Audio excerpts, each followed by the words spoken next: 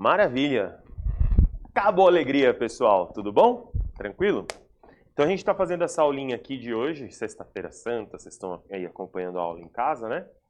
E a gente vai finalizar o nosso caderno 2, que a gente vem construindo aí ao longo do tempo. Na primeira aula a gente pensou sobre os gases, o PV-NRT. Depois, simplesmente a ideia ali era a gente pensar na equação geral dos gases ideais. Depois a gente pensou na transformação gasosa. Depois a gente pensou em misturas gasosas, que foi o que a gente estudou na semana passada, dia 8. E hoje a gente vai falar de dois assuntos, principalmente, dois assuntos. Densidade dos gases e velocidade dos gases, velocidade de efusão e difusão. Então, nesse primeiro momento, vamos falar de densidade dos gases. É uma aula de pouco conteúdo, bem menor, a quantidade de conteúdo é bem menor do que a gente viu na semana passada, bem menos do que a gente viu na semana passada, mas é uma coisa que ajuda a construir o conhecimento de gases e te ajuda nas aulas passadas, te ajuda a entender melhor as equações, te ajuda a entender melhor os fenômenos. Então é uma aula que complementa muito e dá o fechamento de gases, beleza? Então vamos lá, vamos falar de densidade dos gases. Primeiramente, como é que a gente mede a densidade de alguma coisa? A gente mede a densidade de alguma coisa sabendo o valor de sua massa, sabe a densidade de alguma coisa sabendo o valor de sua massa e a sua relação com o volume. Tudo bem? E aí tem mais uma equaçãozinha que eu acho interessante para a gente ver aqui. Quantidade de matéria. Quantidade de matéria. O que é quantidade de matéria? O número de mols. Como é que a gente calcula o número de mols presente numa amostra? Então, numa amostra de gás. Pô, professor, a quantidade de matéria a gente pode entender como? Número de mols a gente pode entender como a massa sobre a massa molar. Opa, me parece que tem uma relação aqui. Eu tenho a relação de massa aqui. Massa sobre volume, isso é densidade. Quantidade de matéria é a massa dividida pela massa molar. Então, sei lá, gás carbônico. Puxa, eu tenho aqui 88 gramas de gás carbônico. 88 gramas são quantos mols? 88 gramas dividido pela massa molar do gás carbônico, que é 44 gramas por mol. Então, 88 por 44 deu 2 mols. Maravilha. E aí, a ideia é a seguinte. A gente conhece alguma relação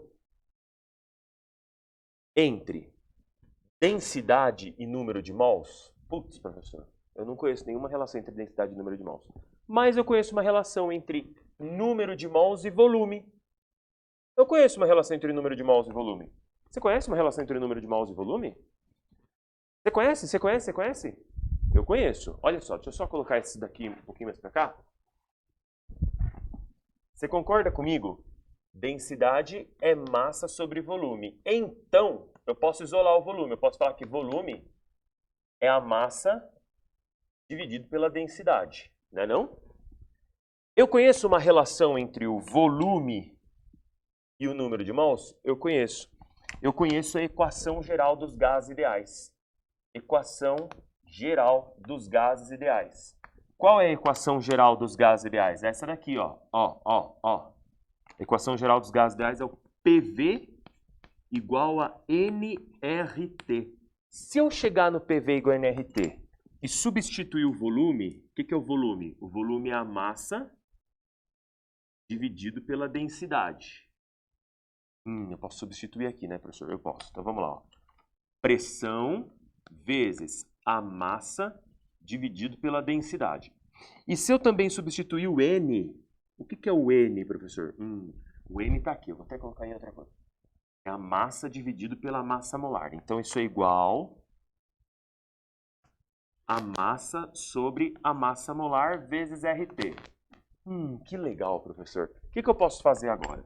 Eu posso passar a vara gostoso nessa massa. A massa do gás. A massa do gás. Eita, nós. Caiu o microfone aqui para dentro da minha calça. Não, tudo bem, tudo bem. Pode continuar. É só para... Os alunos sabem que isso acontece. Acontece durante a aula também. Não caiu aqui. Muito bem. Então eu cortei a massa.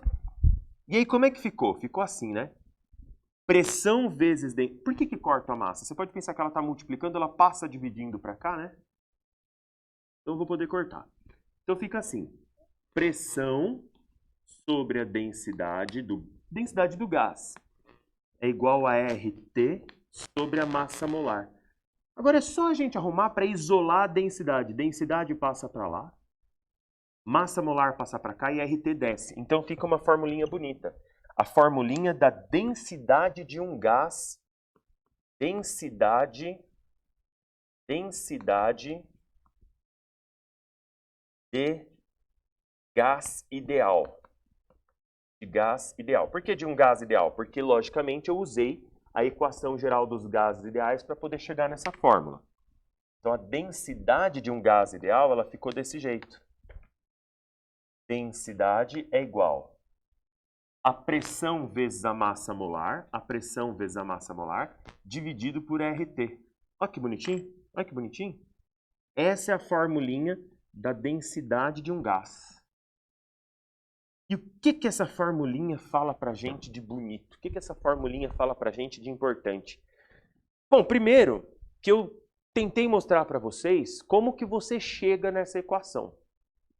Você chega nessa equação por uma conjugação de 3 equações, né? A densidade, a quantidade de matéria, o número de mols, e o PV no RT. Então foi uma correlação dessas 3 equações. Aí eu cheguei na densidade do gás ideal. O que essa equação está falando para mim? 3 coisas importantes. 3 coisas importantes. A densidade de um gás depende da massa molar desse gás. Significa que cada gás tem uma massa molar. Portanto, cada gás tem a sua densidade. Densidade é uma grandeza específica. Densidade é uma grandeza específica.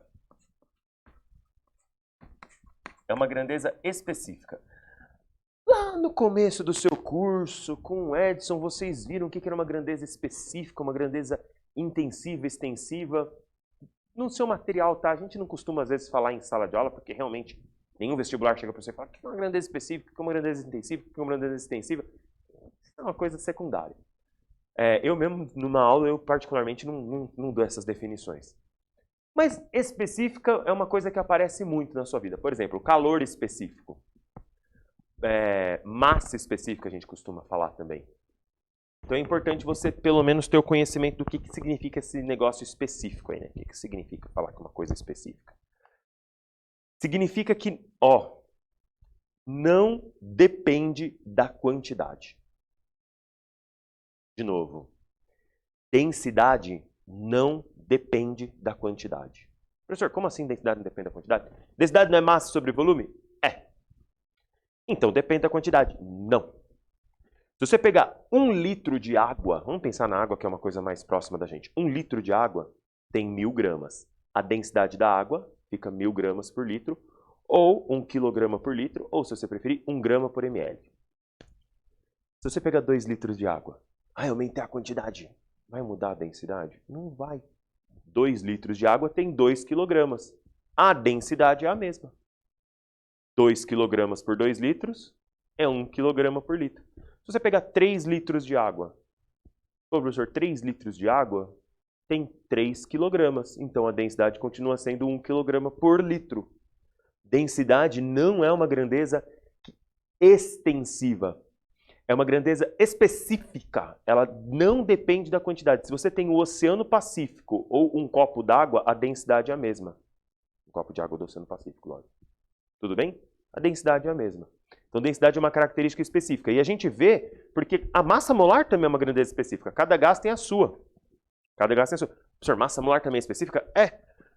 Água, 18 gramas por mol. Se eu pegar 36 gramas para 2 mols, continua sendo 18 gramas por mol. Uma grandeza específica, né?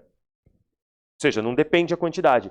Você percebe as grandezas específicas quando você tem razão e o numerador dessa razão varia na mesma proporção que o denominador dessa razão. Ou seja, a razão se mantém constante. Razões constantes representam grandezas específicas. Beleza? Então, densidade é uma grandeza específica. Densidade muda de acordo com a massa molar do gás. Ela muda de acordo com a massa molar do gás. Muda com massa molar. Então, mudou a massa molar, muda a densidade. Claro, é uma grandeza específica. Também muda com o quê? Varia com a pressão. Então, se um gás está sob alta ou baixa pressão, significa que ele pode ter a sua densidade diferente. Então, depende da pressão a que esse gás está submetido. E também depende do quê? Depende da temperatura. Depende da temperatura. Depende da temperatura. Tudo bem? Depende da temperatura. E aqui é interessante a gente entender cada um desses tópicos. Descrevê-los de uma maneira um pouquinho mais detalhada. Vamos lá? Primeiramente, eu quero que você enxergue a dependência da densidade e da massa molar. Relação entre densidade e massa molar. Relação entre densidade e massa molar. Para a gente poder entender a relação entre a densidade e a massa molar, nós vamos manter a pressão e a temperatura constante. Mantendo pressão e temperatura constantes. Professor, peraí. Deixa eu ver se eu estou entendendo. Você está comparando a densidade com a massa molar? Sim. Então você está mantendo a pressão e a temperatura constante? Sim. Se você está mudando só a massa molar, como é que você muda a massa molar de um gás? Você muda o gás. Você modifica o gás. Então eu estou comparando, no fundo é isso. Eu estou fazendo a comparação,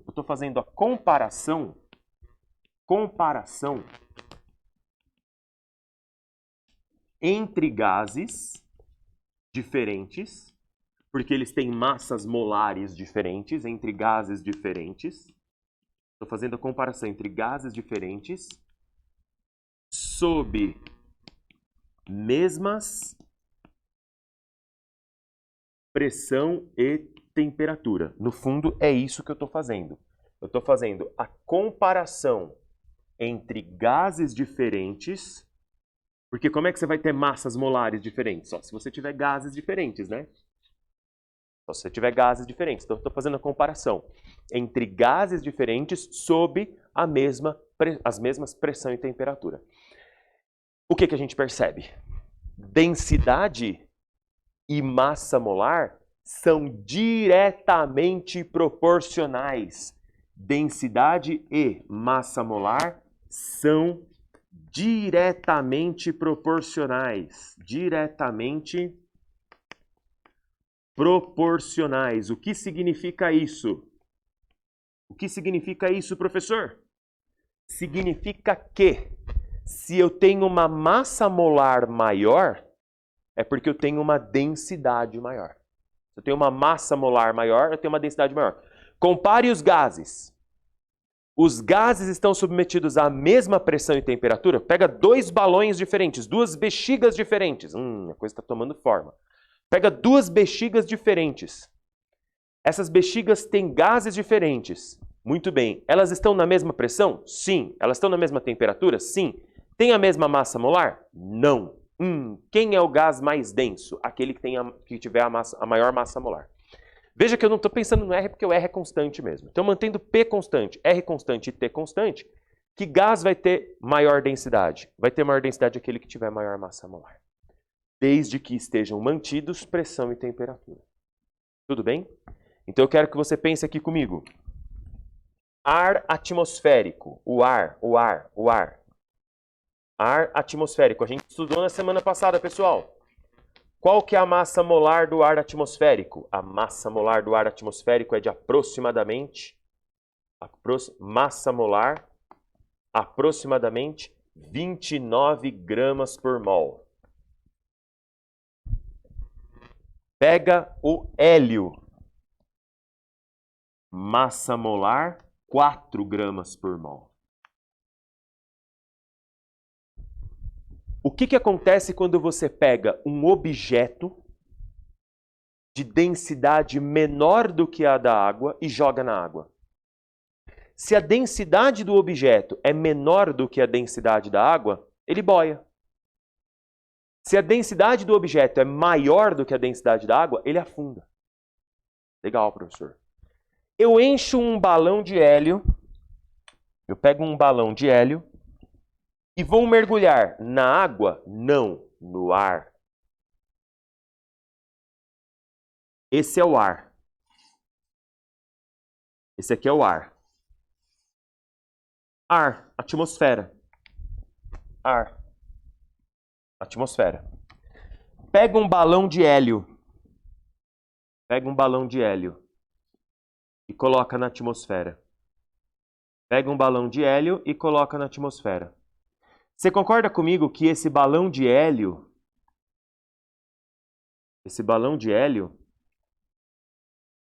o volume do hélio deslocou um volume de ar? Sim. Quando você tira hélio de dentro do botijãozinho de hélio e enche uma bexiga, para que esse hélio ocupe um espaço de, sei lá, 5 litros, 10 litros, 20 litros, ora, ele deslocou 5 litros, 10 litros, 20 litros de ar. Né? Dois corpos não podem ocupar o mesmo espaço, o mesmo lugar no espaço. Então o hélio ocupou o espaço que antes estava sendo ocupado pelo ar. Ah, terceira lei de Newton. Para toda ação tem uma reação. Então, o hélio empurrou o ar fala, não vou deixar barato. O que ele faz? Ele reage com uma força chamada empuxo.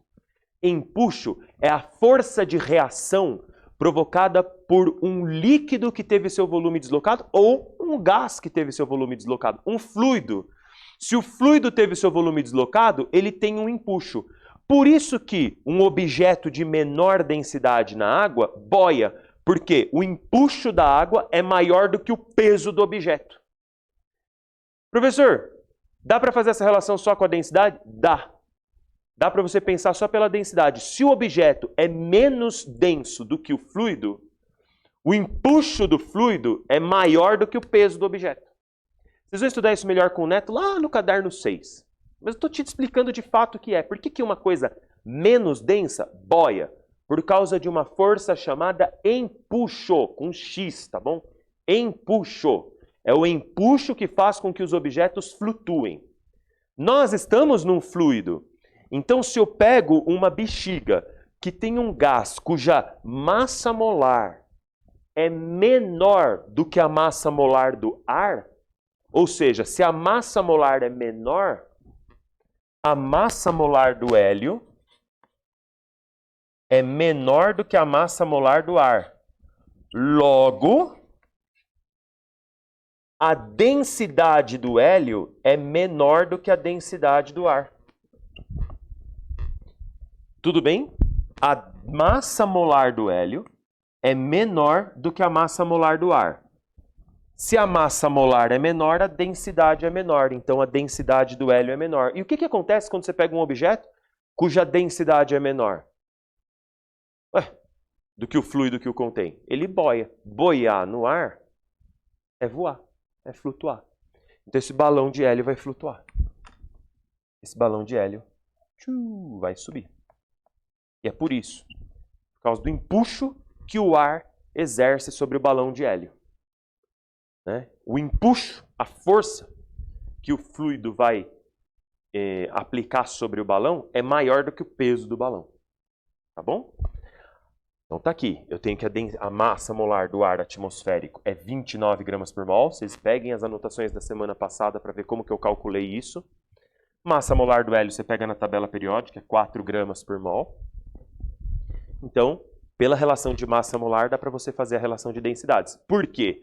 Porque o balão de hélio tem a mesma pressão que a pressão atmosférica e porque a temperatura do hélio está igual à temperatura do ar.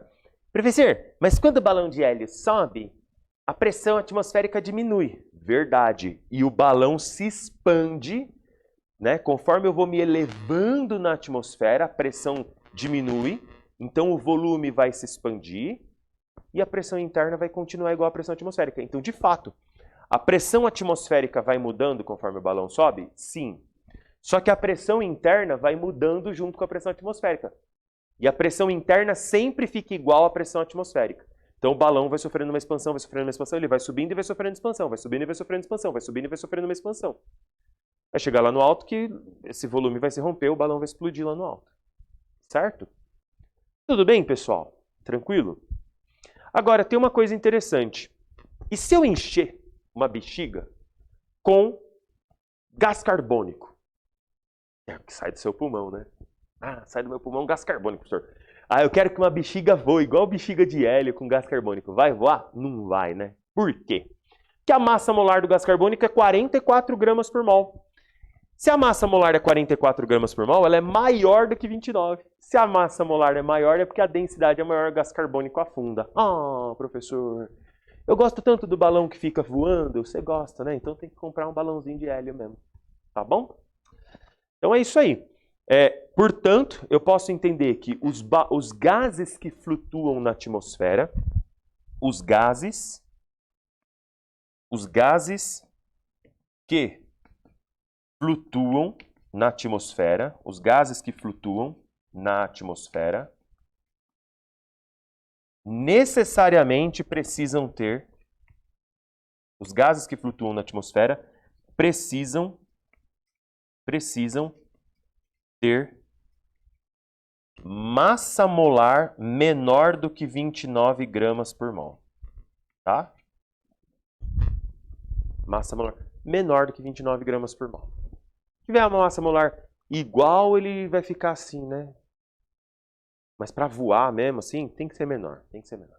Tá bom? Pode pôr um menor ou igual. Porque se já fica igual, ele já vai flutuar. Eu falei flutuar, né? Falei flutuar. Então se tem um gás... Não é que ninguém vai pegar lá no vestibular o gás de 29 gramas por mol, né? Então ele vai te dar... Você quer encher um balão, ele vai te dar o gás que tem massa molar 4, hélio, massa molar 2, que é o hidrogênio, né?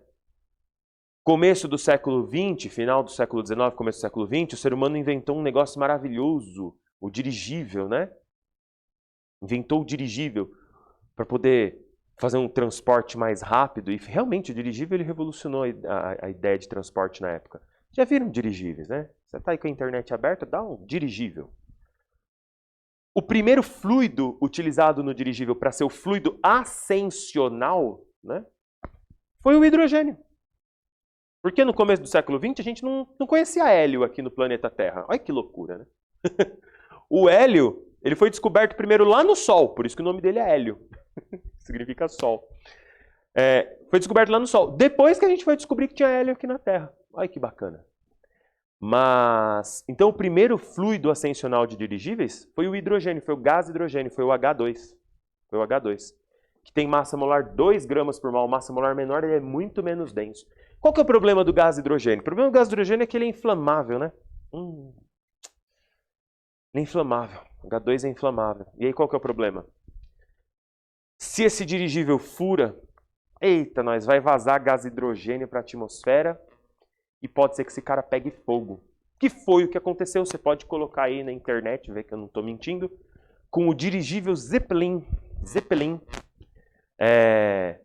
Ele explodiu. O dirigível Zeppelin era um dirigível alemão que funcionou muito como propaganda do regime nazista. Ele viajava pelo mundo inteiro. Se você colocar dirigível Zeppelin, você vai ver o dirigível e atrás a suástica, a bandeira nazista. Porque as empresas alemãs, entre década de 30, né, elas funcionavam muito como uma máquina de representação do regime nazista ao redor do mundo. Inclusive, o dirigível Zeppelin veio para o Brasil. Tem foto do dirigível Zeppelin sobrevoando o Rio de Janeiro. A bandeira nazista sobrevoando o Rio de Janeiro. Na era Vargas, você vai estudar mais para frente que o Vargas andou arrastando as asinhas para Hitler, né? Mas enfim, depois ele resolveu fazer guerra contra o Hitler. Mas teve uma ideia de simpatização. Então o dirigível Zeppelin sobrevoou o Rio de Janeiro e tudo mais. Porém, acho que em 1936... ele explodiu. Explodiu, foi terrível, um acidente feio pra caramba na época, acho que morreram mais de 30 pessoas. E acidente aéreo, assim, ele explodiu, na verdade, estacionando. Né? Porque o dirigível ele não chega no chão, ele estaciona numa plataforma um pouquinho mais elevada. E aí ele encostou na plataforma, vazou gás hidrogênio e o gás hidrogênio, se ele só vaza, não tem problema. O problema é se tiver qualquer faísca. Se tiver faísca, ele já explode e é uma explosão muito rápida. E o terrível foi que não deu chance de reação para as pessoas. Enfim, foi tão impactante que os dirigíveis foram abandonados como meio de transporte aéreo, né? Não se usa mais dirigível, muito embora hoje o fluido ascensional seja o hélio, que não é um gás inflamável. Por que não é um gás inflamável? Porque é um gás nobre, ele não reage com ninguém. Tá bom? Ah, professor, não dá para usar outro fluido ascensional? Dá para usar fluidos cuja massa molar sejam menores do que a massa molar do ar. O problema é que esses gases geralmente são hidrocarbonetos, que também queimam, né? Então, por exemplo, se você der uma olhada nos memes da internet, tem gente que fala assim, hélio é caro. Se você quiser comprar hélio, você vai nessas casas de festa, você aluga o botijão, né? E você compra o fluido dentro de hélio. Leva para sua festa, você enche, faz a alegria da criançada, porque você respira o hélio. Então, as suas cordas vocais vão vibrar numa atmosfera diferenciada de densidade menor. Isso muda a frequência com que o som é transmitido. E aí você fala fininho, né? Quando você respira o hélio, você fala fininho. Então, você compra lá o hélio, é caro um botijãozinho de hélio. É caro, mano. Aí o pessoal fala assim, mas meu tio tem uma oficina mecânica. E tem um gás lá. Tem um gás lá, eu vou ver se dá para encher o balão e o balão flutua. Muito bem. Que gás que tem lá? Acetileno, C2H2. Qual que é a massa molar do C2H2? C2, 2 vezes 12, 24. H2, 2 gramas. 26. 26 gramas por mol, flutua. Acetileno flutua. Acetileno é gás de maçarico. Acetileno é gás combustível. Vai pôr um gás combustível numa festinha de aniversário. E na hora do parabéns, dada a bexiga estourar, tem fogo ali, vai pegar fogo em tudo. O cabelo é uma coisa super inflamável, né? Minha filha foi assoprar a velhinha de aniversário, pegou fogo no cabelo dela, porque nós esquecemos de amarrar o cabelo da menina. Ainda bem que eu estava perto, já amarrei assim, já abafei, né? Porque você suprime o fornecimento de oxigênio, a chama extingue. Só queima a pontinha, né? Gente. Não vai respirar acetileno achando que é hélio, você vai falar fininho, não vai ter um efeito tão legal. E é um gás super tóxico. Hidrocarbonetos, quando você ingere, eles acabam dissolvendo barras de mielina nas transmissões neurais e você pode ter um ataque cardíaco, afetar o seu sistema nervoso parasimpático. É terrível. Falou fininho, morreu, né? Olha lá. Então, pelo amor de Deus, tá? Não vai ficar cheirando hélio, não. Hélio não tem problema. Pode cheirar hélio à vontade, enfia hélio no rabo. Enfiar hélio no rabo vai peidar fininho. Que horror, né? Mas, enfim, acetileno não vai brincar com hidrocarboneto, tá bom? O hidrocarboneto é muito grave, não vai ficar cheirando e inalando hidrocarboneto, que é grave. E também não vai usar hidrocarboneto para encher balão de festa de aniversário, tá bom? Bom, acho que deu para vocês lembrarem bem disso, vocês vão lembrar, tá bom? Agora vamos ver outras relações. Vamos ver não só a relação de densidade com massa, vamos ver a relação de densidade com pressão. Isso aqui é bobinho. Relação entre... Não, vamos falar primeiro da temperatura, que é o mais importante. Entre densidade e temperatura. Densidade e temperatura. Vamos falar de densidade e temperatura, que é o mais importante. Logicamente, se eu estou falando da relação entre densidade e temperatura, eu estou mantendo pressão e estou mantendo a massa molar. Opa! Se eu estou mantendo a massa molar, é porque eu estou falando do mesmo gás. Então, eu estou falando variar a temperatura, variar a densidade, variar a densidade por meio... Conjunções para dar coesão ao texto. Variar a densidade por meio da variação da temperatura, da variação de T, num mesmo gás, ou seja, mesma massa molar, sob pressão constante. Então, você consegue imaginar? Eu estou variando a densidade de um gás por meio de variação da temperatura. O que eu quero que você perceba? A densidade e a temperatura são grandezas inversamente proporcionais. Densidade e temperatura são inversamente proporcionais. Inversamente proporcionais. Densidade e temperatura são inversamente proporcionais. O que significa isso? Que aquecer um gás, aumentar a temperatura de um gás, faz sua densidade diminuir. Aquecer um gás faz a sua densidade diminuir. Gás quente é menos denso. Para que eu vou usar isso, professor? Pegue um balão. Ah, um balão tipo de hélio? Não. Agora eu quero que você pense num balão. Sabe esses balões aqui? Que a gente usa para... Eu desenhando balão é terrível, viu? Eu desenhando balão é terrível. Vamos ver se eu desenho melhor hoje.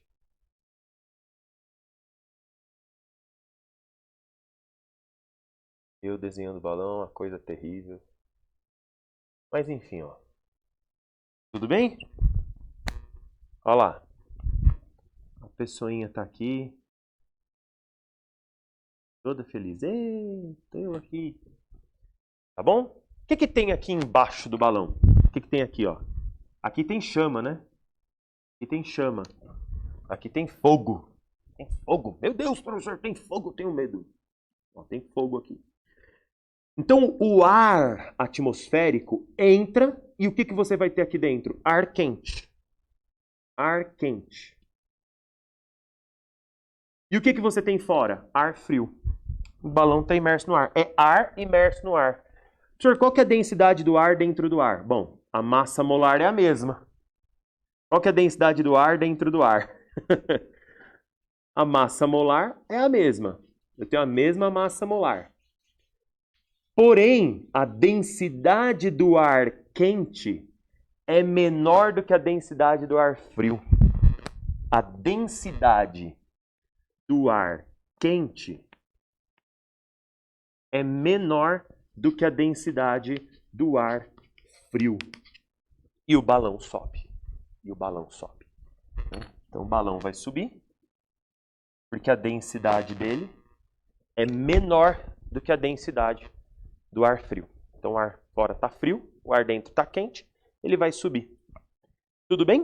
Então se você quiser brincar disso, você vai fazer o seguinte. Quero fazer um balão na minha casa que suba. Não vai usar hélio, né? Porque hélio é caro. Não vai usar. Ah, o senhor tem dinheiro para comprar hélio. Tá bom, então beleza. Não vai usar aí um acetileno. Não, acetileno não vai rolar, né? O que você vai fazer? Você vai pegar um saco de lixo preto, vai encher de ar. Vai pegar um saco de 100 litros, quer soprar ar dentro de um saco de 100 litros, aí você já viu, vai ser ruim. Então, 100 litros de ar, ixi.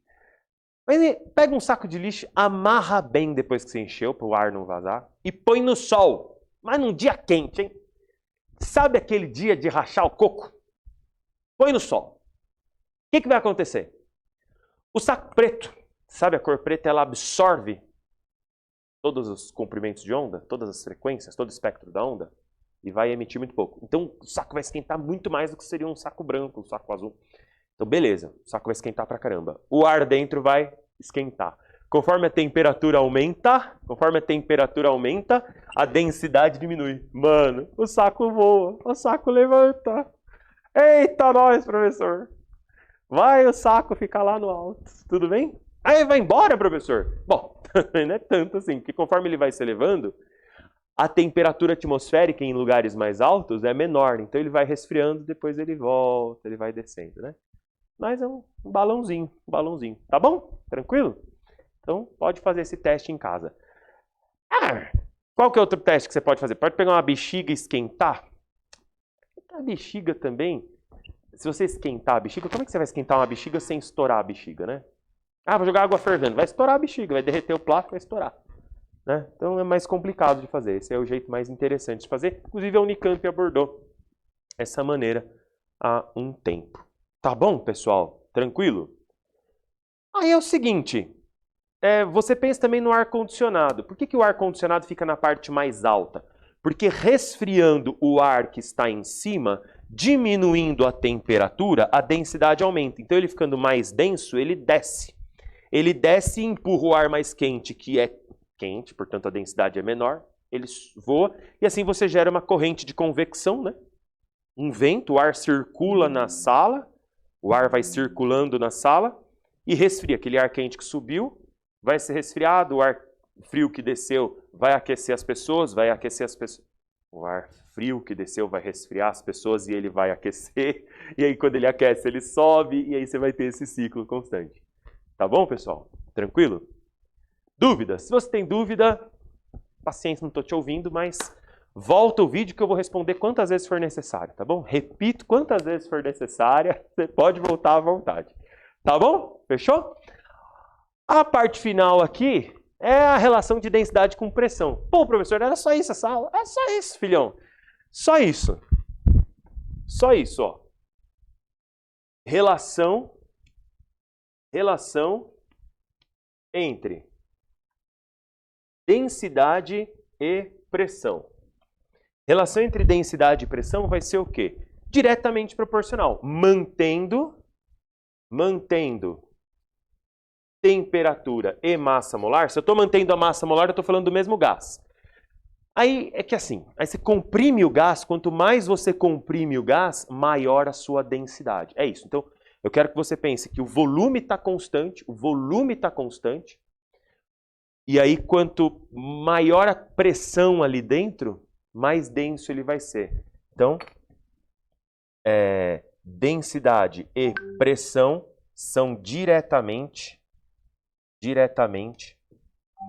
proporcionais. Tá bom? Então, se você pegar um balão de volume rígido, né? Balão de volume rígido, já começa daí. Se o volume é rígido, porque o material é feito de aço, por exemplo, então ele já é mais pesado do que o ar, ele não flutua. O extintor de incêndio. Professor, se eu encher um extintor de incêndio com hélio, ele vai voar? Então, meu filho, não vai, né? Por quê? Por que a gente está pensando aqui que o balão vai voar? Porque eu estou desprezando a película do balão. A massa da película é praticamente desprezível. Agora, você pegou um extintor de incêndio, um botijãozinho, aí o hélio não vai ter empuxo para poder vencer o peso do extintor. Né? Aí ele não vai voar. Beleza? Aí é um exercício interessante que você pode pensar lá na frente, quando você tiver a parte de hidrostática com o Neto. Qual que seria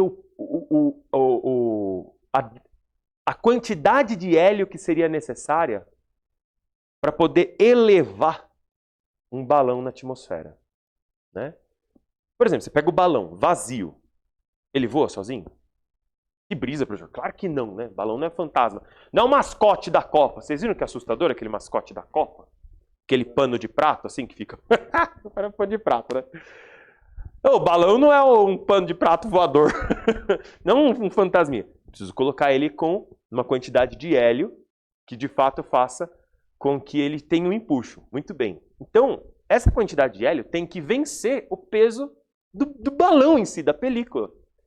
Qual que é Se você colocar qualquer quantidade de hélio, ele vai voar? Não.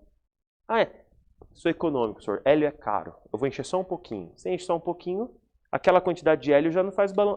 Ainda não faz o balão flutuar. Por quê? Porque o empuxo daquela quantidade de hélio não é suficiente para vencer o peso do próprio balão. Então tem que vencer o peso do próprio balão. Então legal, professor. Eu posso fazer o Zeppelin voar com hélio? Pode. A quantidade de hélio que tem que ter ali dentro tem que ser enorme. Por isso que o balão de Zeppelin é um negócio enorme. Porque tem que levar as pessoas, tem que levar a cabine, né? Um monte de coisa. O próprio peso da película do balão. Então, qual seria a quantidade de hélio necessária para fazer um botijão voar? Uma quantidade enorme. Qual que é o problema? O problema é que você vai colocando hélio ali dentro. Olha que brisa que eu tô tendo agora. Mas a aula é para isso, né? A aula é pra gente pensar em todas as possibilidades. Quem gosta de pensar nessas possibilidades é a Unicamp. Eu vou colocando uma quantidade de hélio. Professor, vou colocando hélio. Vai ter uma hora que aquele hélio vai gerar um empuxo e vai fazer o botijão flutuar. Uau, um botijão flutuando. Pois é, minha filha. O problema é o quê? O volume tá rígido, não tá? Você vai pondo hélio. A massa molar é pequena, a densidade fica pequena. Mas o que a gente pensou? Mantendo pressão constante. Se o recipiente é rígido, quanto mais hélio eu coloco, eu não estou mantendo a pressão constante, a pressão está aumentando. E aí fica uma merda de você analisar. Porque, embora a massa molar seja pequena, quanto mais hélio eu tiver lá dentro, a pressão vai ser grande. E aquele hélio vai ficar com uma densidade muito alta. E, portanto, o hélio dentro do botijão está com uma densidade altíssima.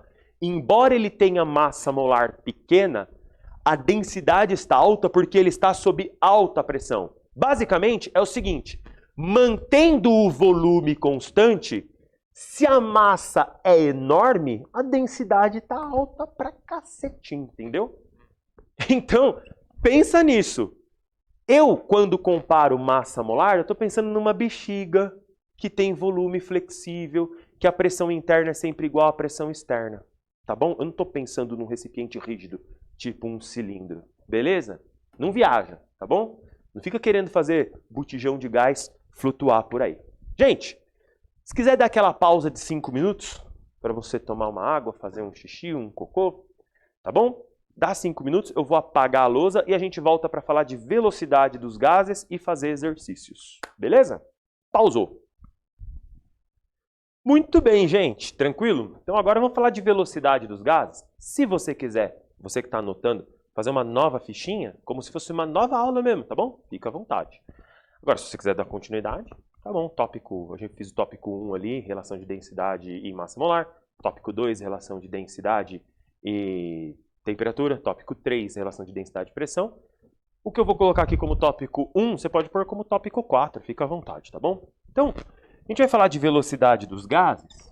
A primeira coisa que você vai entender é o que significa o movimento de um gás, porque velocidade tem a ver com movimento, né? Então o gás vai estar em movimento.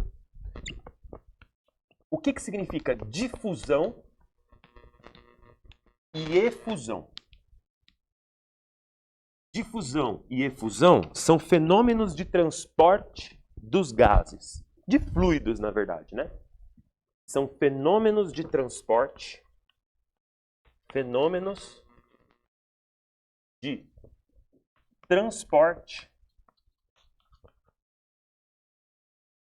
dos gases. Fenômenos de transporte dos gases. Você sabe que a matéria mais complicada que eu fiz na engenharia química foi fenômenos de transporte.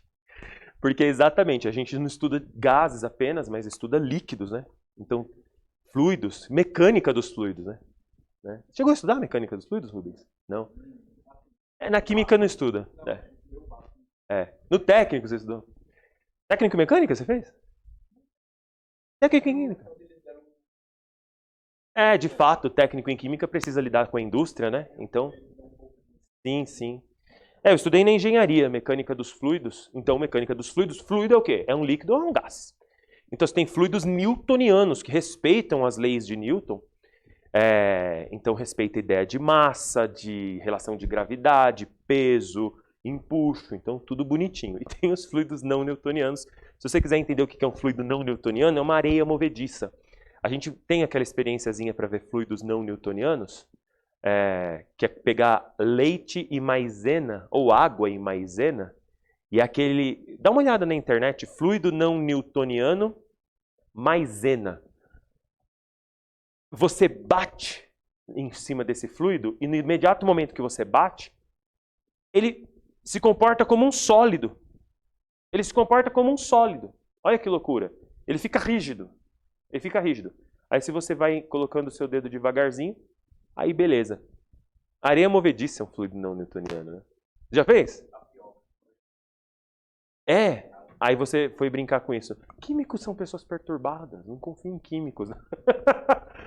Tá bom? Então, difusão e efusão são fenômenos de transporte de quaisquer fluidos, inclusive de gases, tá bom? Então, o que é a difusão especificamente? O que é a difusão? Difusão é o espalhamento do gás num recipiente, num volume. É o espalhamento num espaço. Espalhamento no espaço. Então, por exemplo, acontece um fenômeno geológico, ou geográfico, melhor dizendo, um fenômeno lá no meio do Oceano Pacífico. Então tem uma geração anormal de vapor de água. Essa geração anormal de vapor de água vai fazer com que esse vapor de água quente comece a sofrer uma difusão ao longo do planeta. E essa difusão de ar quente vai causando fenômenos meteorológicos por onde vai passando, né? Que são o El Niño e a Laninha, por exemplo. Então você tem uma difusão de ar quente gerado ali no Oceano Pacífico. Vamos supor que explodiu a usina de Angra 3. Explodiu. Tem gás tóxico vazando lá. Esse gás tóxico vai sofrendo uma difusão. Você aperta o seu desodorante. Sai desodorante.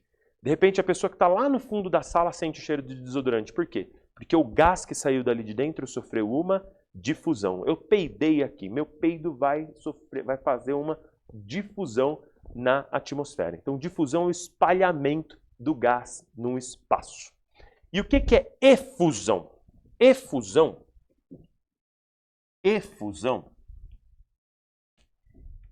é a passagem por um orifício. Eita, professor! A passagem por um orifício? Sim. Então, antes do meu peido fazer uma difusão, ele faz uma efusão? Exato. É a passagem por orifício. Passagem por orifício. Por um buraquinho. Beleza? Não vamos complicar as coisas. Não vamos complicar as coisas. Não vamos ficar estudando o diâmetro do buraquinho. Não vamos ficar estudando a pressão com que o gás vai sair de dentro desse buraquinho. Isso é coisa da mecânica dos fluidos, do fenômeno de transporte. Nós não vamos estudar a velocidade em função do diâmetro desse buraco, desse orifício. Nós não vamos estudar a velocidade em função da pressão. Não vamos tão fundo. É bem mais tranquilo do que você imagina. Inclusive, quando cai no vestibular, ele explica tudo isso. Por que o cara vai abordar isso no vestibular? Sei lá, porque ele quer fazer a seleção dos estudantes. Mas isso é um assunto tão pouco estudado nas escolas que o vestibular acaba tendo que explicar para os alunos o que é difusão, o que é efusão e qual é a lei que rege a velocidade dos gases ao sofrer difusão e efusão. As pessoas não sabem essa lei. Então o vestibular vai lá e enuncia essa lei. Tudo bem? Que lei é essa? Como é que você pode prever a velocidade de difusão ou de efusão de um gás? É a lei de Graham. Certo? É a lei de Graham. Eu amo esse nome. Eu amo esse nome aqui. Primeiro que os nomes em inglês eles são super estranhos, né? Brian. Nome estranho, Brian. Graham. Tem gente que fala Graham. Aí tem gente que fala tão rápido, fala Graham. Lady Graham. Pra mim é Graham, tá bom? Graham. Tem gente que fala Graham. Inclusive em inglês isso aqui é uma palavra monossílaba. Olha que loucura. Graham. Tem um nome de uma cidade na Inglaterra. Não é Liverpool. Começa com L. Leicester. E é monossílaba. Como é que você fala Leicester em monossílaba? Não sei. Pois é. Mas eu já ouvi falar, é monossílaba. Será que é fake news? Depois vocês vêm aí e me falam, tá bom? Mas enfim, voltando para cá. Digressões à parte. Lei de Graham. Para que serve a lei de Graham? A lei de Graham serve para relacionar, ela relaciona. Coloquei a palavra relaciona, relação de grandeza. Talvez vocês não me ouviram porque tocou o sinal. Então vou falar de novo. ela relaciona, ela faz uma relação de grandezas. Relação é razão, tá bom? Então ela relaciona as velocidades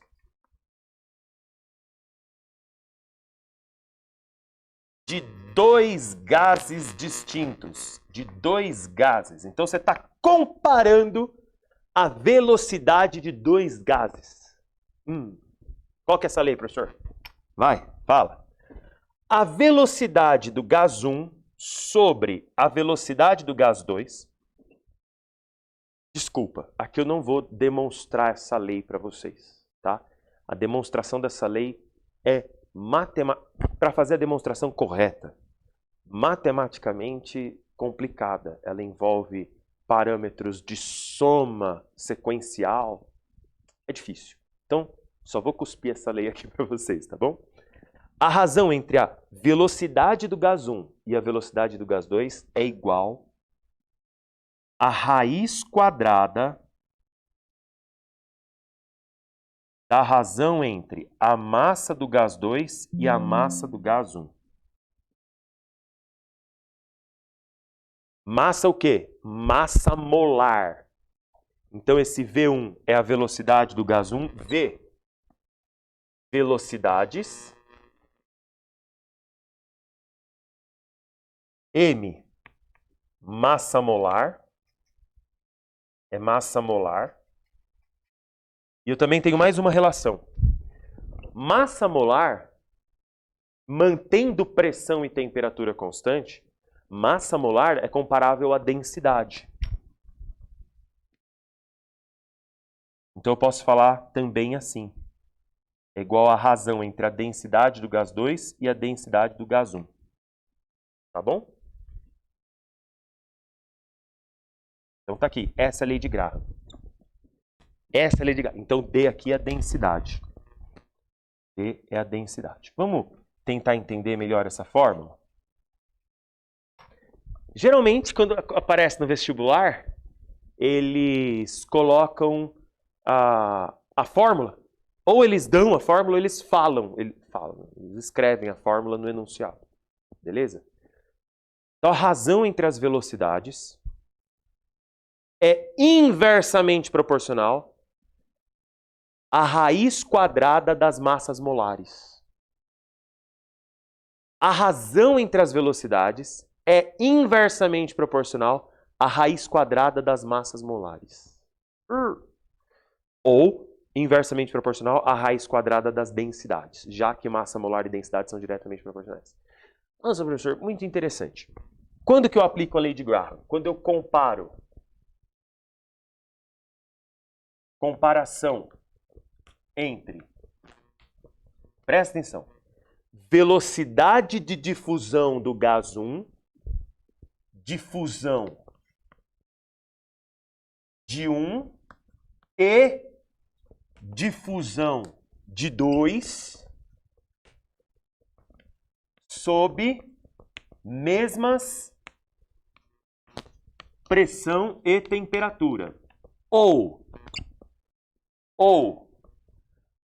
efusão de 1 e efusão de 2 sob mesmas pressão e temperatura. Certo? Então, pera lá. Negócio aqui não é bagunçado, não. Eu não posso comparar a velocidade de efusão de um gás com a velocidade de difusão de outro. Eu não posso comparar um fenômeno com outro fenômeno. Não. Essa comparação entre os dois tem que ser justa. Tem que ser justa. Então ela tem que ser nas mesmas condições. Então é o mesmo fenômeno que você está comparando, nas mesmas condições de pressão e temperatura. Senão o negócio não dá certo. Tá bom? Beleza? Guarda isso. Muito bem. Então eu estou falando o quê? Eu estou comparando o quê? Eu estou comparando a difusão de hidrogênio num balão com a efusão.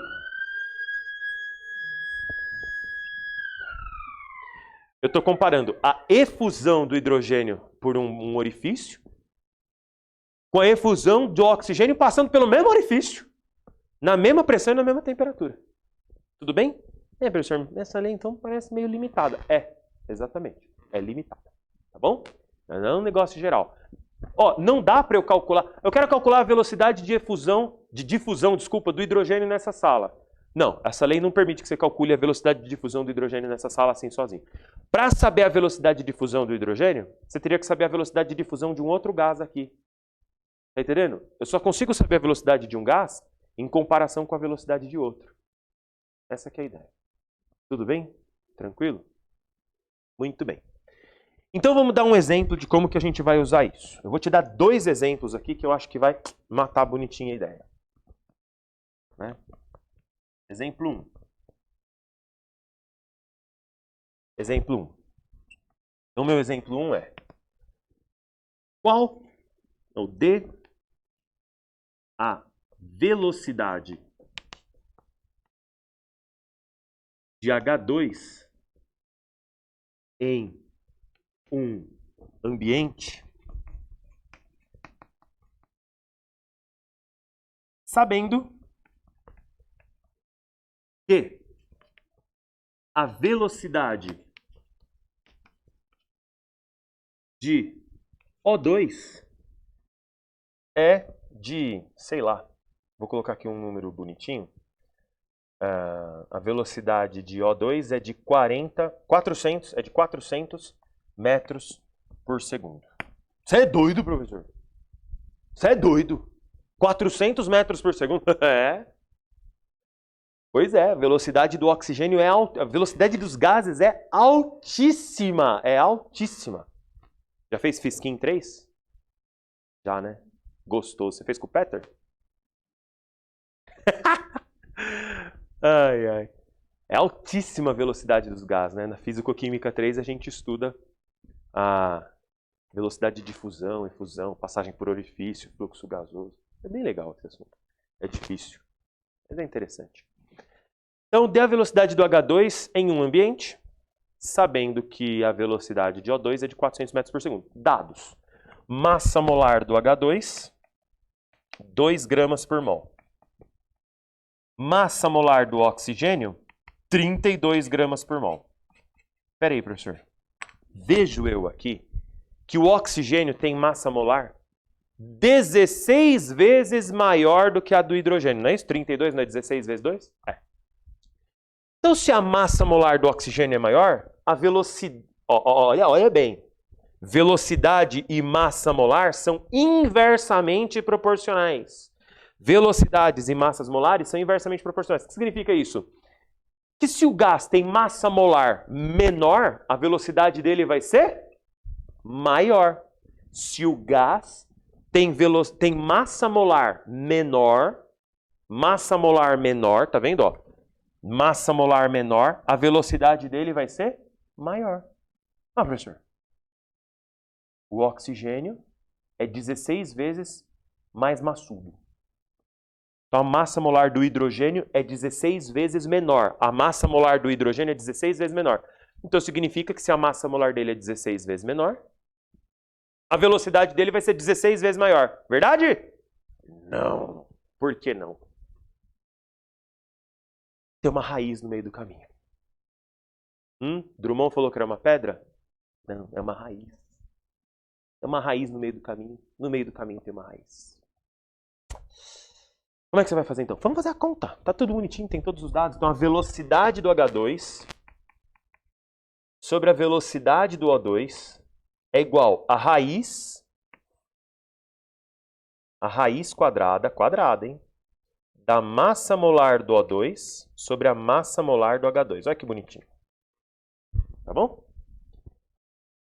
Tá vendo? Coloquei um ali, então inverto aqui. Eu quero saber a velocidade do H2. Velocidade do oxigênio, eu não sei. Sei sim, é 400. Ei, professor, seu tom. Massa molar do O2 é 32. Massa molar do hidrogênio é 2. Ai, que legal! Ai, que legal! Quanto que é 32 dividido por 2? É 16. Qual que é a raiz quadrada de 16? É 4. 4 vezes 400 dá 1.600. Então a velocidade do H2 é de 1.600 metros por segundo. Pergunto, essa velocidade é 16 vezes maior que a do oxigênio? Não é, né? 1.600 não é 16 vezes 400, é 4 vezes 400. Ou seja, embora a massa molar seja 16 vezes menor, a razão entre as massas molares é 16, a razão entre as velocidades é a raiz da razão das massas molares. A razão das massas molares deu 16. Qual que é a raiz de 16? 4. Então a razão das velocidades é 4. Embora a razão das massas molares seja 16, a razão das velocidades é 4, porque tem uma raiz quadrada no meio do caminho. Então presta atenção. A raiz das velocidades é... Perdão. A razão das velocidades é a raiz quadrada do inverso da razão das massas molares. A razão das velocidades é igual à raiz quadrada do inverso da razão das massas molares. Ou do inverso da razão das densidades. Tudo bem? Tá, professor. Mas agora eu quero ver um outro exemplo. Esse exemplo aqui eu não vou colocar texto, vou fazer um desenho direto. Exemplo 2. Exemplo 2 é o seguinte. Massa molar da... Eu vou pegar aqui. Vou pegar esses mesmos gases, né? Massa molar do hidrogênio, 2 gramas por mol. Massa molar do oxigênio, 16 gramas... 16 meu rabo, né? 32 gramas por mol. Os gases são soltos. Soltos? Como assim? Já vou desenhar. Simultaneamente. Meu amigo, o que significa simultaneamente? Simultaneamente significa ao mesmo tempo. Então eu tenho isso.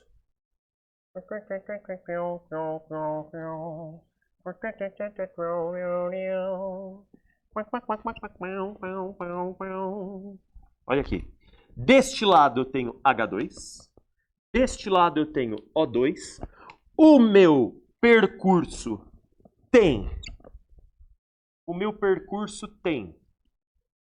50 centímetros. E eu te pergunto, a que distância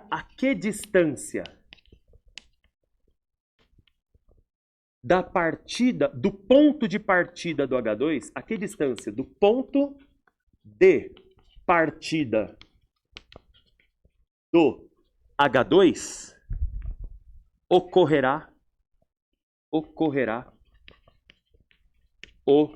encontro dos gases. O encontro dos gases. Ai, que bonito, professor. O hidrogênio vai encontrar o oxigênio, eles vão reagir e vão formar água. No lugar em que eles se encontrarem, vai começar a formar água, eu vou começar a enxergar gotinhas de água. Onde será que eles vão se encontrar? No meio do caminho? Mais perto do hidrogênio? Mais perto do oxigênio? Esta é a pergunta de R$1 milhão. Diga-me. Onde eles vão se encontrar? Ah, professor, eu acho que no meio do caminho. Não, no meio do caminho não pode ser. Porque se eles são soltos simultaneamente, você está falando para mim que no mesmo período de tempo, eles vão percorrer o mesmo espaço. ΔS sobre ΔT. Se eles vão ter a mesma velocidade... Aí eles vão ter a mesma velocidade, né? Se eles têm o mesmo ΔT, mesmo período de tempo, e o mesmo ΔS sobre ΔT dos dois vai ser igual, eles vão ter a mesma velocidade. Eles têm a mesma velocidade? Não. E por que eles não têm a mesma velocidade? Porque eles não têm a mesma massa molar. E agora, professor? Que gás é mais rápido? O mais leve, né? O mais levinho é mais rápido. Que a velocidade é inversamente proporcional à raiz das massas molares. Então, se a massa molar é pequena, o gás é mais rápido. Então, que gás é mais rápido? O H2. Se o H2 é mais rápido, no mesmo período de tempo, ele tem maior velocidade para o mesmo período de tempo. Ó, V é igual ΔS sobre ΔT. Para o mesmo período de tempo, quem tem maior velocidade vai ter maior ΔS. Vai ter maior ΔS. Então, o hidrogênio vai ter maior ΔS. Então, eu tenho certeza que o hidrogênio vai percorrer uma distância x até o ponto de encontro. E o oxigênio? Vai. Você já aprendeu a fazer esse tipo de cálculo, esse tipo de modelagem. Isso é uma modelagem matemática. O oxigênio vai percorrer 50 menos x. 50 menos x. Tudo bem? O oxigênio vai percorrer 50 menos x. Como é que eu acho esse x? Primeira coisa. Eu posso dizer que a razão entre a velocidade do H2 e a velocidade do O2 é igual a raiz quadrada da massa molar do O2 e a massa molar do H2. Professor, nós já fizemos isso, já fizemos. Só que agora eu não sei a velocidade do oxigênio. Velocidade de H2 sobre velocidade de O2 é igual a raiz quadrada de quanto? Hein, Zezinho? De 32 sobre 2. 32 sobre 2 dá 16, raiz de 16 é 4. O que você encontra? Que a velocidade de H2 é 4 vezes a velocidade de O2. Oh.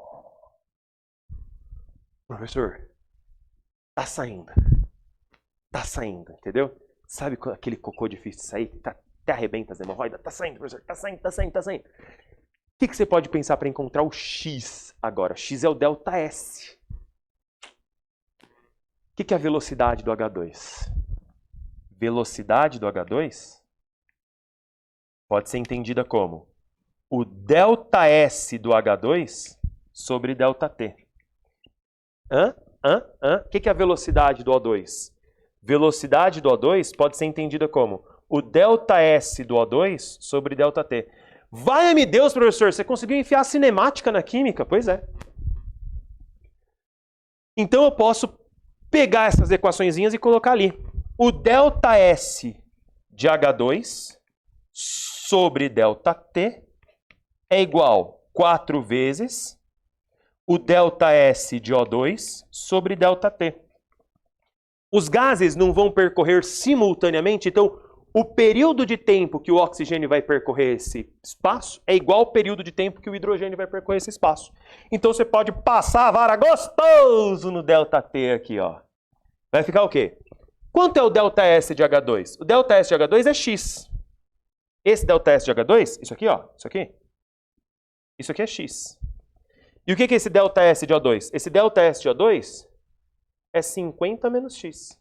Então ficou bonitinho, tem uma equação com x. X é igual a 4 vezes 50 menos x.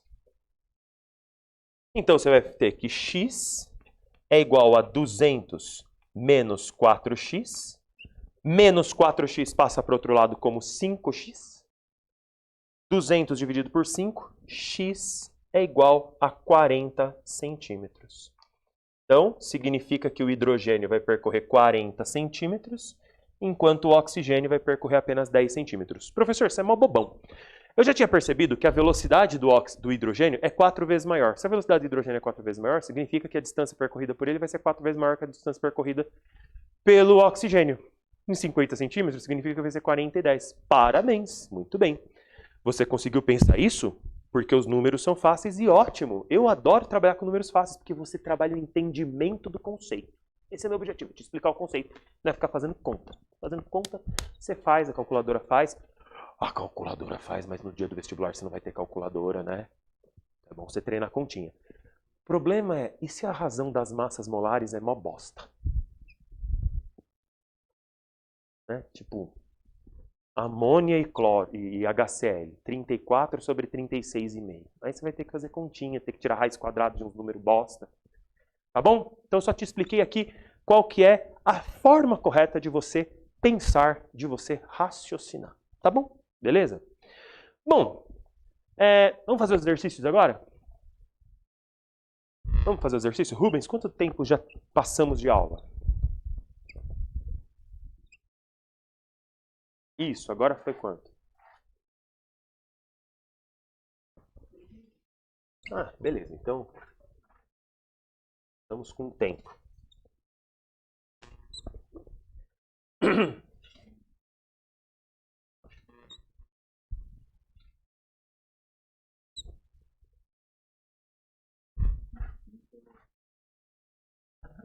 Foi só para passar a fisicoquímica? O importante é passar. Tenho certeza que você aprendeu bastante para passar. A gente está na faculdade, é muita coisa para a gente estudar, né? E aí a gente realmente estuda para a prova ali, aquele conteúdo. Mas o professor... a nossa vontade é aprender, né?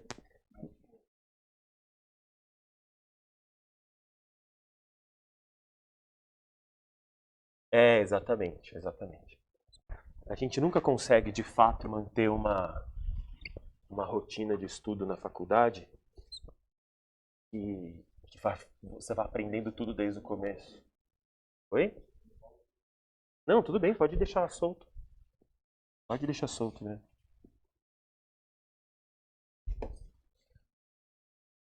Mas a gente acha que não, mas aprende pra caramba.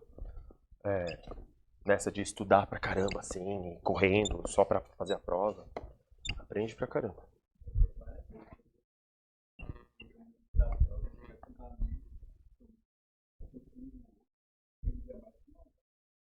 Ah, sem dúvida. Um dos momentos que a gente mais aprende é quando a gente está tirando dúvida do outro.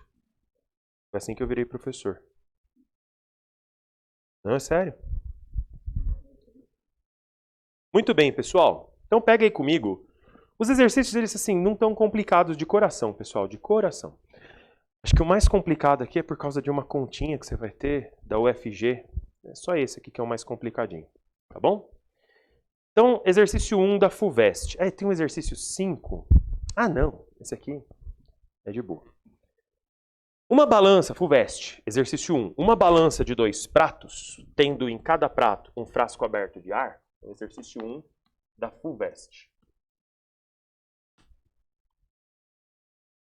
Uma balança de 2 pratos, tendo em cada prato um frasco aberto ao ar, foi equilibrada nas condições ambiente de pressão e temperatura. Em seguida, o ar atmosférico de um dos frascos foi substituído totalmente por outro gás. Com isso, a balança se desequilibrou, pendendo para o lado em que foi feita a substituição. Então, assim, no mesmo volume, você colocou um outro frasco, um outro gás. Só que esse gás, ele ficou o quê? Ele ficou mais pesado. Se para o mesmo volume ele ficou mais pesado, significa que ele tem uma massa maior, né? Mesmo volume, uma maior massa, ele tem maior densidade. Ó, se para um mesmo volume, densidade, ó, massa sobre volume, mantendo o volume constante, você tem uma massa maior, como é que você sabe que a massa é maior, professor? Porque falou que pendeu para esse lado em que o frasco foi substituído, em que o gás foi substituído. Se a massa é maior, porque é um gás de densidade maior, tá bom?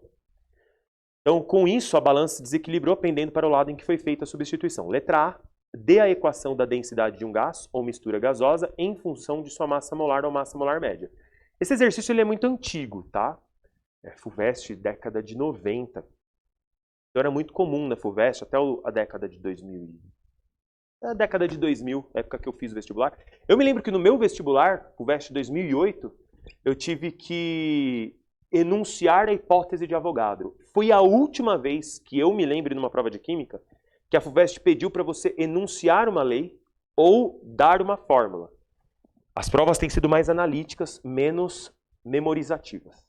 Porém, aconteceu. Então, por isso que eu pensei com vocês, gente, vamos pensar aí a fórmula de dedução do gás, né? Então a letra A eu escreveria da seguinte maneira. Eu, Fábio, fazendo a letra A. Eu tenho uma dificuldade muito grande de lembrar a fórmula, mas eu lembro. Muito doido isso, né? Eu lembro fórmulas mais simples. Eu lembro dessa. Eu lembro dessa. E eu lembro dessa. Aí eu me lembro disso. O volume é igual a massa sobre a densidade. Certo? Então, eu escrevo assim para a FUVEST. Eu tenho a equação 1, eu tenho a equação 2. Número de mols é massa sobre massa molar. E eu tenho a equação 3. Eu reescrevo. PV igual a nRT. Aí eu falo assim para a FUVEST. Substituindo 1 e 2 em 3, temos P vezes massa sobre densidade é igual massa sobre massa molar vezes RT. Aí você não precisa ficar colocando os corta-corta na FUVEST. E aí partiu para o abraço. Densidade é igual pressão vezes massa molar sobre RT. Tá bom? É assim que eu particularmente escreveria na prova. Beleza? Desse jeitinho. Segunda fase da FUVEST dá para levar uma reguinha, né? Eu pego uma reguinha e destaco aqui. Beleza? É assim que eu respondo. Eu passei, hein? Algumas vezes. Dentre os gases da tabela, quais os que, não sendo tóxicos nem irritantes, podem substituir o ar atmosférico para que ocorra o que foi descrito? Então, o que é que a gente concluiu? Segundo o texto, inferimos,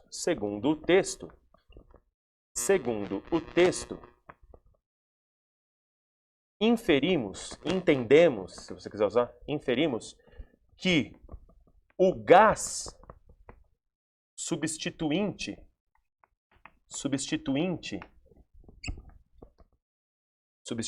do ar atmosférico. Professor, por que você usou a palavra substituinte? Para não ficar assim. Inferimos que o gás que substituiu, né? Então, que fica feio. Tá? Esse tipo de análise de coesão e de cacofonia, isso não é feito numa prova de química, tá? Ninguém vai descontar ponto de você numa prova de química porque usou o que repetido, tá bom? Mas fica mais bonitinho, vamos treinar a escrita, né? Então, segundo o texto, inferimos que o gás substituinte do ar atmosférico tem maior densidade.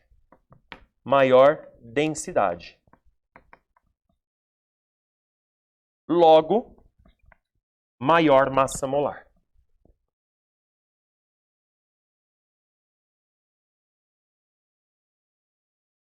Certo? Tem um erro aí na sua tabela. O último gás, tem dois erros, na verdade. O primeiro não é um erro. Tá vendo onde está escrito ar na sua tabela? Não é argônio. Não é argônio. É a massa molar do ar atmosférico, tá bom? Então esse é o ar. Qual que é a massa molar do ar? A FUVEST deu, é 29 gramas por mol. E aí esse é um erro mesmo. CO2, a massa molar é 44, não é 64. Então, o primeiro CO2 que aparece está certo. Depois do NO2 é SO2. Corrige aí para mim. Depois, o último ali, cuja massa molar é 64 gramas por mol, é SO2. Beleza? Não, é que o erro, ele colocou CO2, 44, na verdade é SO2. O SO2 é... Tá bom? Então, quais gases podem substituir o ar atmosférico? O FUVEST falou para você que o ar tem massa molar de 29. Então, eu tenho que colocar um gás cuja massa molar tem que ser maior que 29. Então, pode ser o oxigênio, pode ser o CO2, pode ser o NO2 e pode ser o SO2. Dentre os não tóxicos, dentre estes gases, não são tóxicos, porque a FUVEST falou que eu tenho que substituir por um gás que não seja tóxico, né? Não são tóxicos. Quem que não é tóxico? Oxigênio não é tóxico e CO2 não é tóxico. Portanto, a FUVEST falou assim, quais podem substituir? O2 e CO2 podem substituir. Aí eu repito exatamente o final da pergunta. Substituir o ar atmosférico para que ocorra o que foi descrito. Substituir o ar para que ocorra o que foi descrito. Tá bom? Professor, como é que eu saberia que NO2 e SO2 são tóxicos? você viria a aula do Igor de Química 1, quando ele fala de óxidos, tá bom? Então o Igor vai descrever isso bonitinho para vocês, beleza? Fiquem tranquilos, porque isso você vai ver melhor na aula de ácidos, na aula de base, na aula de óxidos. Fechou? Fica tranquilo. Vamos para o próximo exercício. Exercício 2. Exercício 2 da Santa Casa. Exercício 2 da Santa Casa diz o seguinte. Dependendo das condições reacionais, monóxido de nitrogênio e monóxido de carbono reagem para formar dióxido de carbono e gás nitrogênio, ou monóxido de nitrogênio, conforme representado nas equações a seguir. Então, tem duas reações aí, NO mais CO formando CO2 e N2, NO mais CO formando CO2 e N2O. Dados massas molares, o NO é 30, o CO é 28, o CO2 é 44 e o N2O é 44. Comparando-se separadamente os gases que estão envolvidos nas reações 1 e 2, pode-se afirmar que, sob as mesmas condições de temperatura e pressão, esses 5 gases apresentarão todos o mesmo valor de densidade? Não! Por que não? Porque sob mesma temperatura e pressão, já vamos usar essa fórmula aqui. Densidade é igual a pressão vezes a massa molar sobre RT. Mantendo temperatura e pressão, densidade diretamente proporcional à massa molar. Então todos eles têm o mesmo valor de densidade? Não, não, não. Eu tenho a densidade do NO. NO é 30 gramas por mol. Então ele tem uma densidade do NO. Tenho CO, 28 gramas por mol.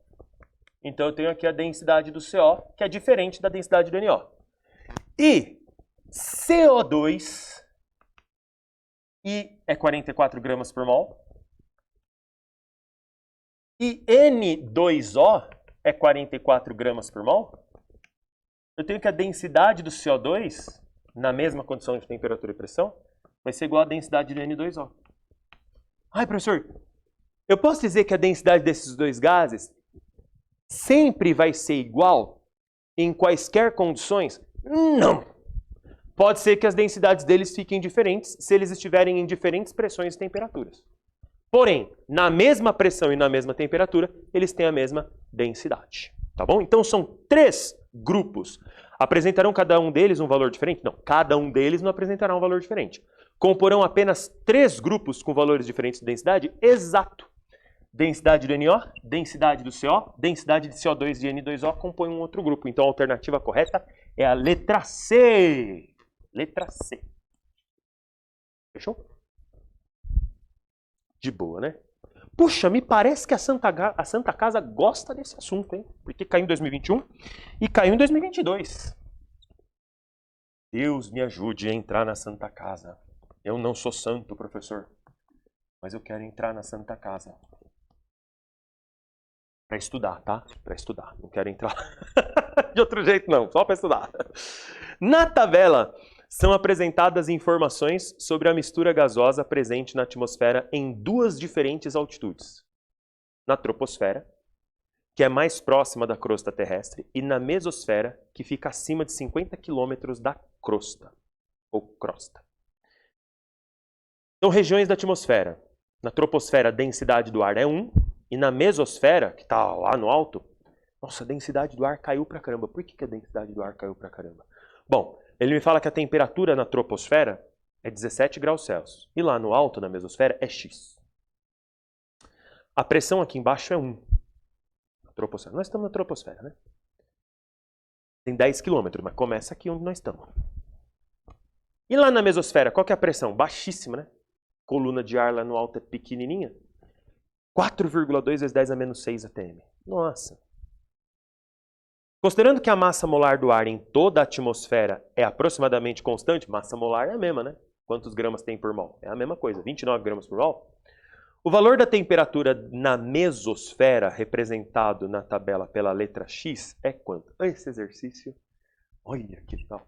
Você concorda comigo que eu tenho o valor da densidade do ar na troposfera? Então eu tenho assim, ó, densidade na troposfera é igual. Vamos usar a formulinha. A pressão na troposfera, a massa molar na troposfera, o R, que é constante, e a temperatura na troposfera.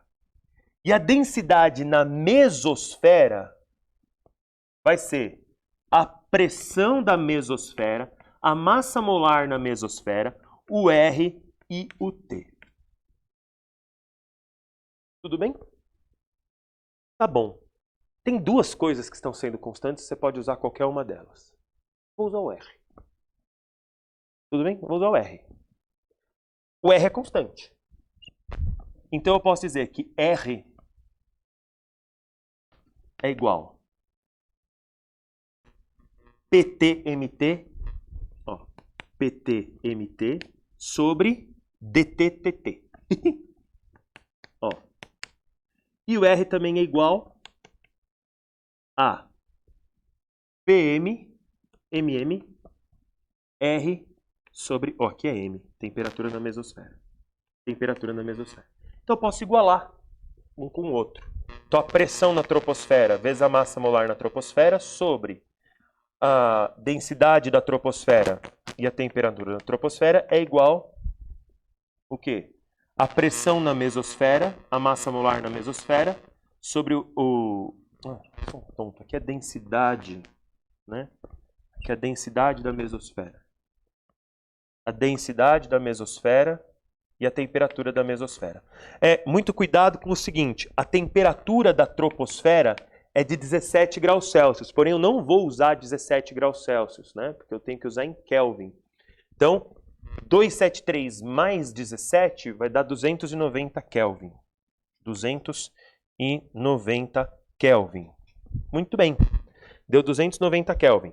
Vamos substituir os valores agora. Quais são os valores? Os valores são pressão na troposfera. Pressão na troposfera é 1. 1 atm. Ah, passa a vara na massa molar, né? A massa molar na troposfera é igual à massa molar da mesosfera. Uma conta a menos para fazer. Então fica 1, que é igual, ou sobre, densidade na troposfera. Densidade do ar também é 1, vezes o 290. Olha que maravilha. A pressão na mesosfera, coisa de doido, né? Pressão na mesosfera é 4,2 vezes 10 a menos 6. A densidade na mesosfera é 7 vezes 10 a menos 6. E a temperatura na mesosfera é o que eu quero descobrir. Tá bom? Tá bonita essa conta? Não tá tão bonita assim. Mas, ó. 10 a menos 6. Caminhos, né? 10 a menos 6, eu corto com 10 a menos 6. Então a temperatura lá na mesosfera é igual. A temperatura na mesosfera vai ser igual. O 290 que está aqui vai passar multiplicando. 4,2, 290 multiplica 4,2, aqui embaixo divide por 7. Quanto que é 4,2 dividido por 7? Se fosse 42 dividido por 7, daria 6. 4,2 dividido por 7 dá 0,6. Meu jeito de fazer conta. 300 vezes 6 dá 1.800. Então, 290 vezes 6 é 1.800 menos os 60. Dá 1.640. Só que foi uma vírgula. Então, 1.640. Esse TM vai ficar 164 o quê? Kelvin. 164 Kelvin. Só que ele quer... tem alternativa? Não me lembro. Ele quer em graus Celsius. Como é que é a temperatura em graus Celsius? Então, a temperatura em Kelvin é igual a temperatura em Celsius mais 273, né? Então, pega a temperatura em Kelvin, que é 164, e tira 273. Vai ficar uma temperatura negativa. Temperatura em Celsius... A TM em Celsius, né? Vou colocar assim. Kelvin, graus Celsius, para você não se perder. Então, temperatura M em Kelvin. 273 menos 164 fica 73 mais 36 dá 109 menos 109. Mas não deu merda aqui. 73... Eu acho que errei a continha aqui. Deixa eu fazer rapidinho. Será que errei a continha? Agora fiquei nervoso. 290 vezes 0,6. Aqui é 174. Ei, professor, tá vendo, seu tonto? Bobão. Fazer bonito, né? Muito bem. Aqui deu 174. Então, 273 menos 174 menos o 273, isso aqui vai dar 99, certo? Menos 99 graus Celsius. Essa é a temperatura lá na mesosfera. A alternativa correta é letra B de bola.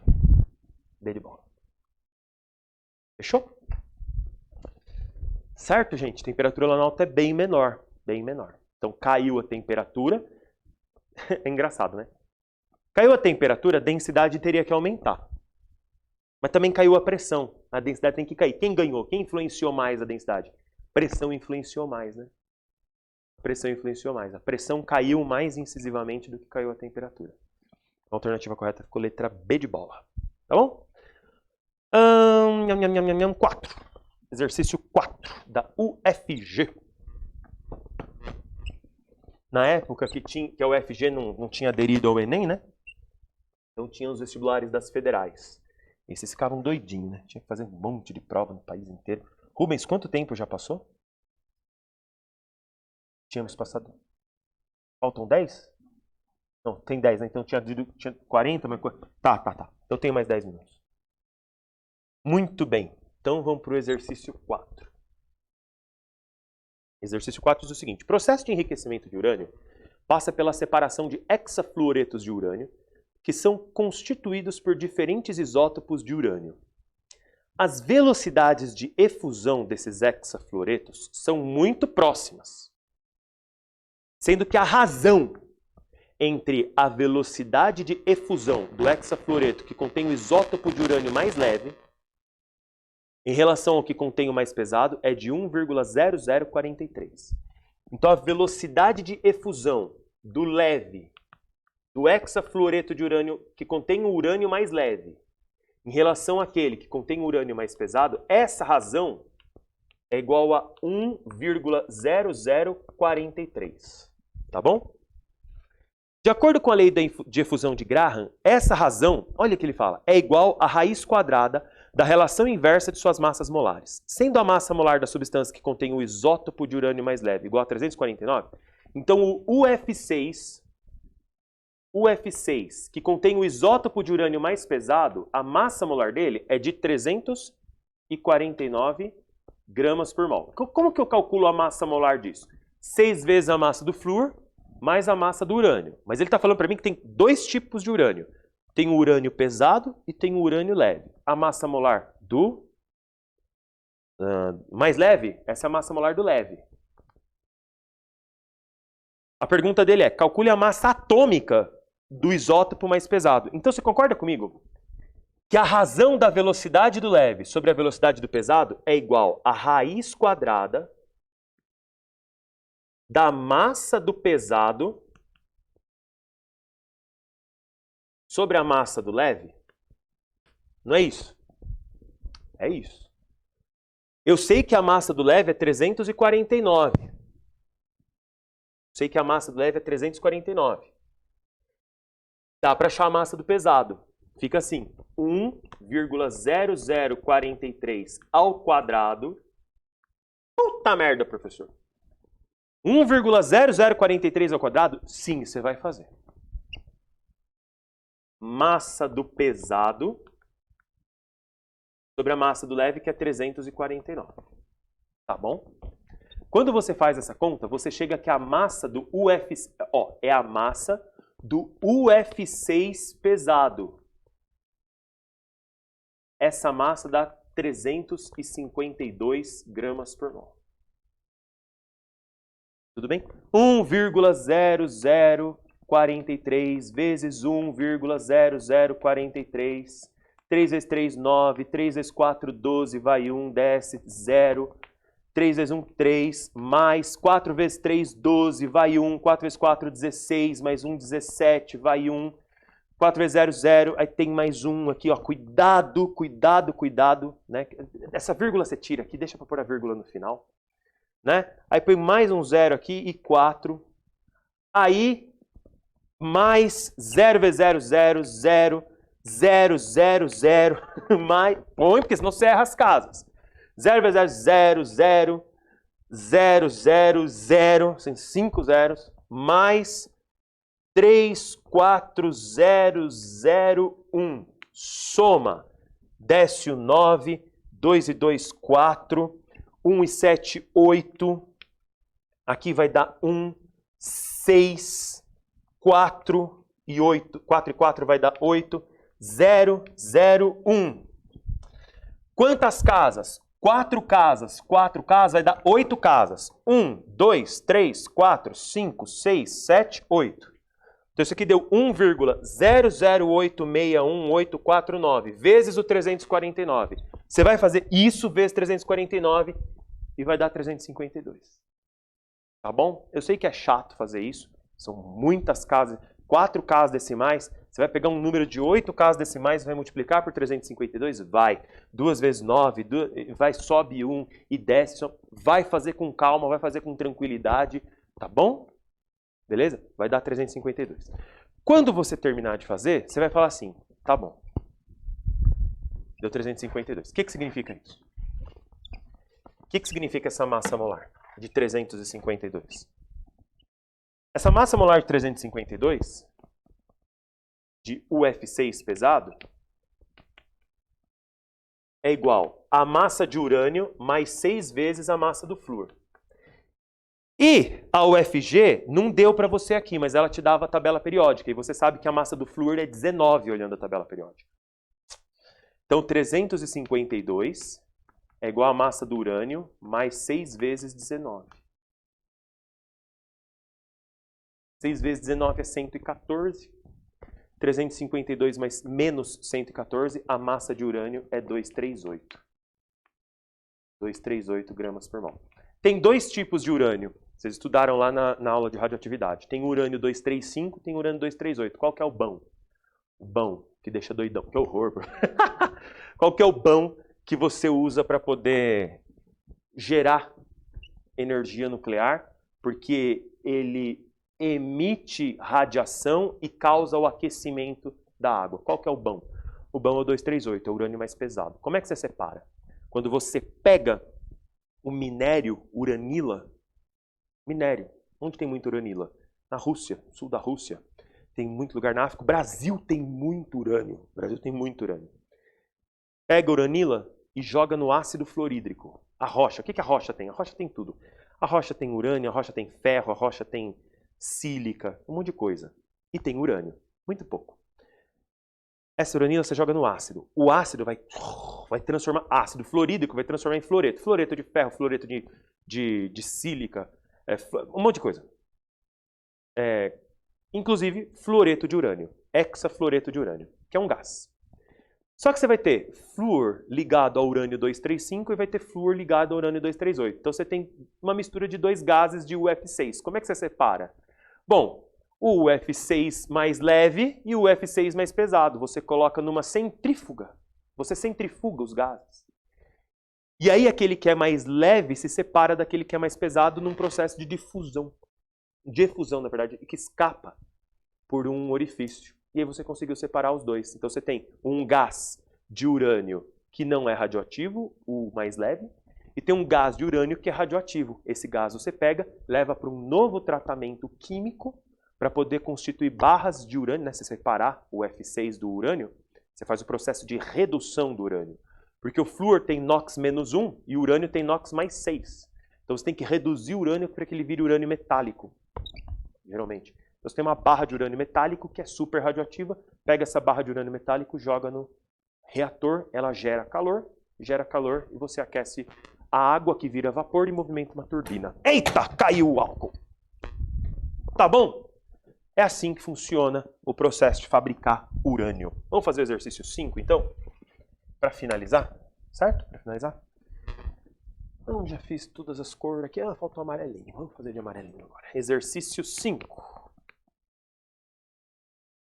Gostoso esse exercício 5. Ele é adaptado porque a gente já fez uma parte do exercício 5 na aula passada.